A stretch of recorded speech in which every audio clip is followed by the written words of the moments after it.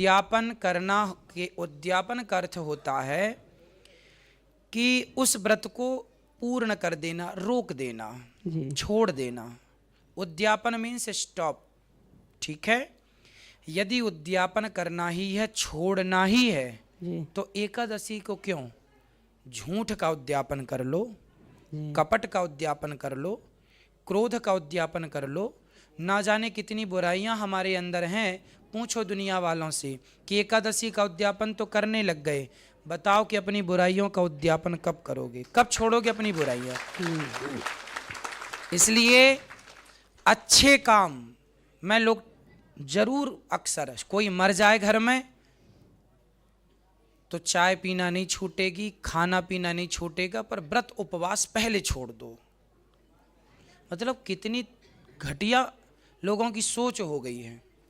कोई मर जाता है ना घर में तो लोग खाना नहीं छोड़ते, निंदा चुगली बुराई नहीं छोड़ते, पर एकादशी के दिन कोई मर गया, अब एकादशी छोड़ दो।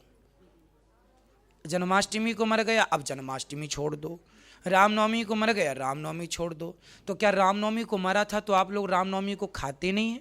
नहीं गुरुजी, व्रत तो हम लोग रहते हैं पर पूजा नहीं करते। चाहे सारी पूजा करनी, पूजा क्यों छोड़ दी? सवाल हमारा आपसे नहीं ये कहते हैं ना सूतक लग जाते तो पूजा नहीं करनी चाहिए। सूतक 13 दिन तेरही होने के बाद, अच्छा, तेरही होने के बाद कर सकते हैं सब चीजें। पर कुछ लोग ना 10 साल पहले एकादशी को कोई मर गया था तो अभी तक एकादशी नहीं कर रहे हैं, ऐसा भी लोग आप देखे होंगे।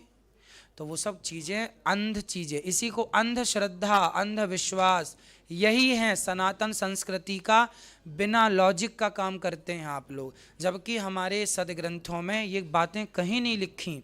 हमारे यहाँ तो श्रद्धा को महत्व दिया है और भगवान की भक्ति, भगवान की भक्ति तो कभी नहीं छोड़ना। कोई मरे कोई जिए, ये तो परमात्मा की खेती है। उद्यापन एकादशी का नहीं, झूठ कपट का। जिस दिन मरें उस दिन भी एकादशी करके ही मरें।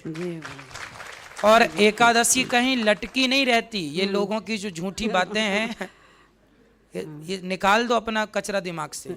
इसीलिए तो मैंने आपसे पूछने के लिए खड़ी हुई। ठीक है, जो आपसे कहे उससे कहना कि करने दो हमें एकादशी, तुम्हारे घर आ रहे हैं फलाहार करने। गुरुजी एक सवाल और है। बोलो। गुरुजी आप जैसे बच्चे सब हो जाए तो ये माता कैसे यहाँ पे आई थी? हाँ? जो जैसे आप जैसे बच्चे हो तो जैसे ये सब बच्चे ऐसे हो जाए, माता क्यों भटकती फिरे? सब बच्चे हो जाएं तो बहुत अच्छी है, अच्छी बात है। गुरुजी आप पहले से ये संस्कार होते आपके, आप आते तो ये मतलब ये माता ऐसे नहीं भटकती। आज मैंने रोते हुए माँ को बहुत देखा, बहुत मैं भी उनके साथ में रोई गए। जी जी जी, मुझे बहुत दुख लगा। मेरे बच्चे कैसे हैं जो अपनी माँ को नहीं रख रहे हैं, तो ये कैसे ऐसे संसार चलेगा? देख लीजिए अब संसार का ये हाल है। जो इस बात में मुझे बहुत दुख हो रहा है कि मैं माता को ऐसे निकाला जा रहा है, तो कैसे ऐसे संसार चलेगा? देख लीजिए अब हम तो देखो जो हम बन पड़ता है, समझाते भी हैं आपको, संस्कार भी देते हैं आपके बच्चों को और करते भी हैं। हम तो कह के भी बताते हैं और करके भी बताते हैं। गुरुजी आप भी तो माँ के बच्चे हो ना? बिल्कुल। तो ऐसे बच्चों को सबको ऐसे सोचना चाहिए। देख रहे होंगे टीवी पे, चैनलों पे, सब पे। हाँ, तो ये क्या देख रहे हैं? तो ये बच्चे जो देख रहे हैं ना वो लोग अच्छे हैं। जो कथा सुन रहे हैं वो अपनी माँ को नहीं निकाल रहे हैं। जो कथा से दूर हैं, अभी कोसों दूर हैं, वही ऐसे उत्पात मचा रहे हैं। और मैं गारंटी लेता हूँ कि वो बच्चे जिन्होंने अपनी माँ को छोड़ दिया, यदि वो भी कथा सुनने लग जाएं तो आज के आज उनके अंदर भी श्रद्धा जाग जाएगी माँ के प्रति। गुरुजी मैं तो देखती हूँ ना, मैं अपनी रिश्तेदारियों में सब पे डालती हूँ, अपने बच्चों पे। बिल्कुल, आप लोग सबको बताया करिए कथा के बारे में। और सबके मैं चैनल वो करवा दे रखे हैं। बिल्कुल बिल्कुल। ठीक गुरुजी, राधे राधे। खुश रहिए। बहन जी को देना माइक। अच्छा खड़े हो जाइए। चैनल को सब्सक्राइब कर लीजिएगा आप लोग, शेयर कीजिएगा ताकि सब तक ये ज्ञान का प्रकाश पहुंचे। उमेश कुमार जी, एक प्रश्न है कि सत्य हमेशा अकेला क्यों होता है? उसका साथ देने वाला कोई क्यों नहीं होता? क्या सत्य हमेशा अकेला ही रहेगा? भीड़ में तो गीदड़ रहते हैं, भीड़ में कौन रहता है? शेर तो अकेला ही रहता है, तो सत्य शेर है इसलिए अकेला रहता है।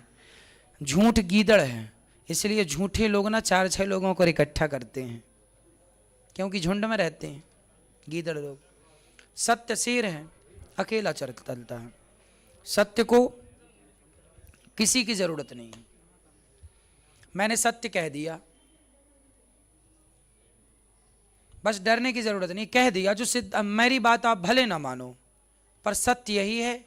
10 साल बाद पूछोगे तो यही रहेगा, 100 साल बाद पूछोगे तो यही सत्य है। सत्य सत्य है। झूठ बदलता है, झूठ देने वाले लोग ना बयान बदल देते हैं, कभी ऐसा कह दिया कभी ऐसा कह दिया, पर सत्य तो एक रहता है। 10 साल पहले जैसा था आज वैसा है, 10 साल बाद वैसा रहेगा। क्यों जी? सत्य कभी नहीं बदलता, सत्य तो सत्य है, इसलिए सत्य अकेला रहता है। लेकिन सत्य का साथ, अर्जुन का साथ भगवान ने दिया, तो अर्जुन का साथ नहीं, सत्य का। ठीक है, आप में से किसी का कोई सवाल है?